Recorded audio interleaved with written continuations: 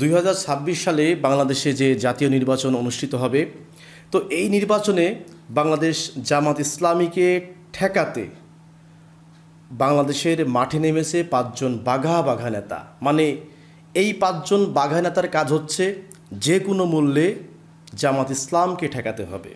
কোনো ক্রমেই এই জামাত ইসলাম যাতে ক্ষমতায় আসতে না পারে এজন্য তারা দিন রাত 24 ঘন্টা বহুত পরিশ্রম করে যাচ্ছে। তো চলেন জামাতকে ঠেকানোর জন্য যে 5 জন নেতা, বাঘা নেতা যারা পরিশ্রম করে যাচ্ছে, এই 5 জন বাঘা নেতাকে আপনাদের সামনে পরিচয় করিয়ে দিই।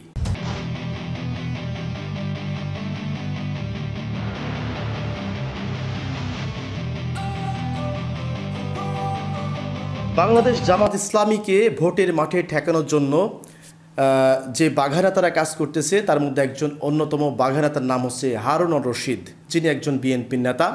তিনি একেবারে আদা জল খেয়ে মাঠে নেমেছেন, যে কোনো মূল্যে জামাত ইসলামীকে ঠেকাতে হবে। এবং সেই সাথে তিনি প্রতিশ্রুতি দিয়েছেন যে আমি যদি পাশ করি এরপরে সংসদে একটি গণভোটের ব্যবস্থা করব, হ্যাঁ অথবা না।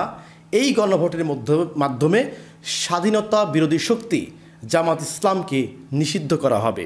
এটি হারুন আর রশিদের একটি ভোটের প্রতিশ্রুতি।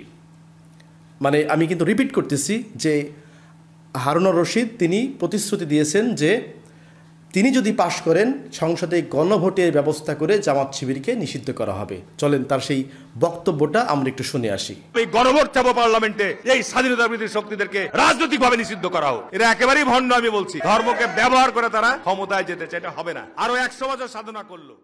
তো এই বাঘা নেতার বক্তব্য শুনে আপনারা বুঝতে পারলেন যে জামাতকে ঠেকানোর জন্য তিনি কি পরিমাণ পরিশ্রম করে যাচ্ছেন।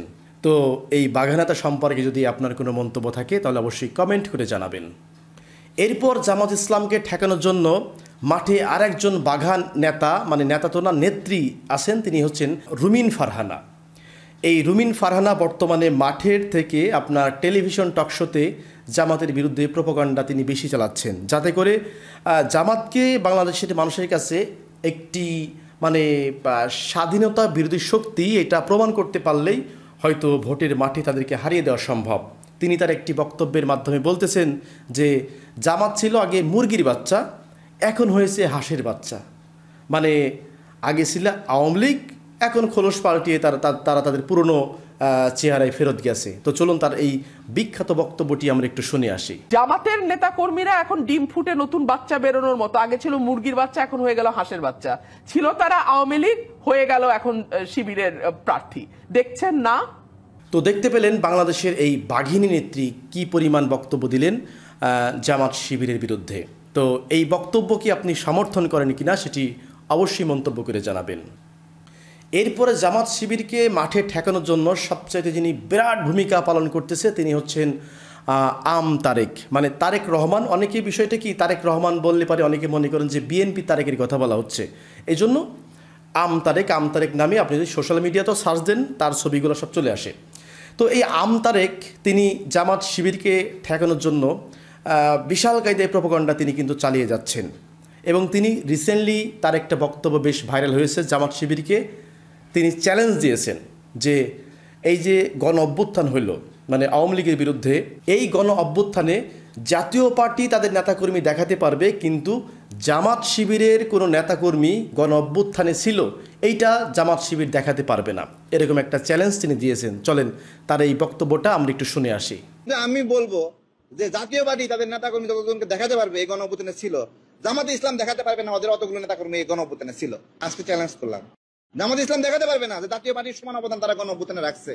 জামাত ইসলাম দেখাতে পারবে না যে জাতীয় পার্টির সমান অবদান তারা গণ অভ্যুত্থানে রাখছে। তো এই বক্তব্যটা শোনার পরে যারা জামাত শিবির করেন কিংবা জামাত শিবির সাপোর্টার তাদের কাছে আমার একটা প্রশ্ন, যে তারেক যে বলল যে আপনাদের দলের কোনো নেতাকর্মী গণ অভ্যুত্থানে জড়িত, এরকম কোনো রেকর্ড আপনারা দেখাতে পারবেন না। তারেকের এই বক্তব্যকে আপনারা কিভাবে দেখছেন সেটি অবশ্যই কমেন্ট করে জানাবেন।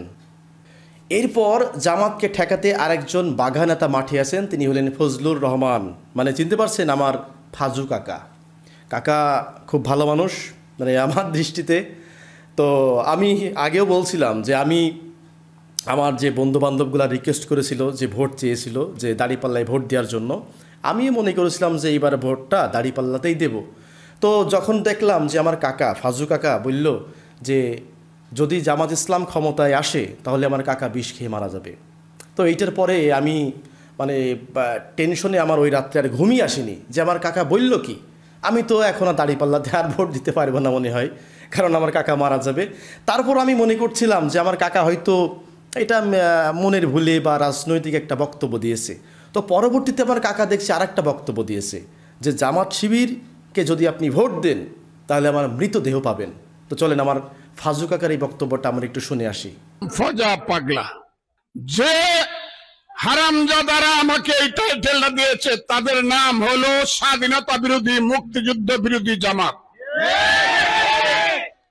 তাদেরকে যদি ভোট দেন তাহলে আমার মৃতদেহ পাবেন, তাদেরকে যদি ভোট দেন তাহলে আমার মৃতদেহ পাবেন। তো আমার ফাজু কাকার বক্তব্যটা আপনারা শুনলেন যে জামাত শিবিরকে যদি আপনারা ভোট দেন তাহলে আমার ফাজু কাকা তিনি সত্যিই মারা যাবেন। মানে একদিকে আপনি কি দাঁড়িপাল্লায় ভোট দিবেন নাকি একজন মানুষের জীবন বাঁচাবেন?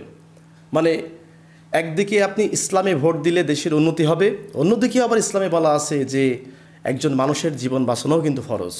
তাহলে আপনি কি করবেন একটু আমাকে কমেন্টে জানাবেন যে আমার ফাজু কাকা জীবনটা কি বাঁচাবেন নাকি দাঁড়িপাল্লায় ভোট দিবেন, এটি একটু কমেন্ট করে জানাবেন। এরপর বাংলাদেশ জামাত ইসলামীকে ঠেকানোর জন্য আরেকজন নেতা, বাঘা নেতা মাঠে আছেন, তবে তিনি কোনো রাজনৈতিক নেতা না, তিনি একজন সাংবাদিক নেতা, মাসুদ কামাল। তিনি টকশোতে খুব সুন্দর সুন্দর কথা বলেন। তিনি রিসেন্টলি কিন্তু বলেছেন যে আওয়ামী লীগের 1 কোটি লোক এখনও মাঠে আছে। 1 কোটি, চিন্তা করেন, কিন্তু কম না, 1 লক্ষ না, 10 লক্ষ না, 1 কোটি লোক। চলেন আমরা এই মাসুদ কামালের এই বক্তব্যটা একটু শুনে আসি। ভাই, বাংলাদেশে 1 কোটি লোক আছে, মিনিমাম 1 কোটি লোক যারা জীবনে কোনোদিন নৌকা মার্কা ছাড়া অন্য কোনো মার্কায় ভোট দেয় নাই। মিনিমাম 1 কোটি লোক থাকতে পারে। তো দেখলেন যে তিনি কিভাবে স্পষ্ট ভাষায় বললেন যে আওয়ামী লীগের 1 কোটি লোক মাঠে আছেন। তো সুতরাং যারা আওয়ামী লীগ বিরোধী কর্মকাণ্ড এখন করতেছেন তারা কিন্তু সাবধান হয়ে যান। জামাতের কথায় যারা উঠছেন, বসছেন কিংবা লাফাচ্ছেন, এইটা কিন্তু আমাদের মাসুদ কামাল একটি ওয়ার্নিং করে দিল আপনাদের জন্য যে 1 কোটি লোক আপনাকে কিন্তু সিসি ক্যামেরার মতো দেখছে, সব কিছু রেকর্ড আছে, আপনারও কিন্তু বিচার হবে একদিন।